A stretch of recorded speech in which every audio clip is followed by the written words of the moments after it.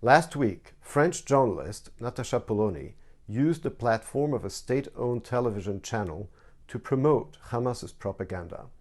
She said that Gaza is an enclave, which it is not. She said that Gaza's inhabitants have neither water nor electricity, which is both wrong and absurd. How did they build hundreds of kilometers of tunnels and fire thousands of missiles at Israel without electricity?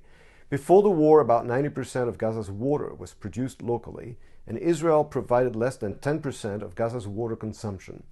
Polony said that Gaza's inhabitants have been denied rights since 1948. Actually, that was mostly true between 1949 and 1967 when they were occupied by Egypt, but Polony must not be aware of that, nor does she seem to know that the only country in the Middle East where Arabs are not denied basic rights is Israel. Since 2006, 1 year after Israel's complete withdrawal, Gazans have been denied basic rights because they are ruled by a fanatic terrorist organization. Mrs. Polony accused Israel of committing war crimes by intentionally targeting civilians. This is also a lie.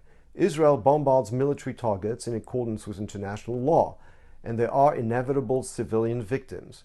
Even if one were to accept Hamas's unreliable figure of 30,000 victims, since half of them are terrorists, this means that the IDF has reached a ratio of 1 civilian victim for every terrorist. This ratio is far lower than the one achieved by NATO forces in Iraq and Syria. So, Mrs. Polony is either an ignorant or a liar. She might be both. But she and her colleagues have gotten used to defaming Israel with impunity. This impunity is over. We shall expose your lies and fight you. As I've said many times since the beginning of the war, Israel must and will teach its enemies a lesson which they and the world will never forget. And that lesson will be taught also to those who help our enemies spread their propaganda.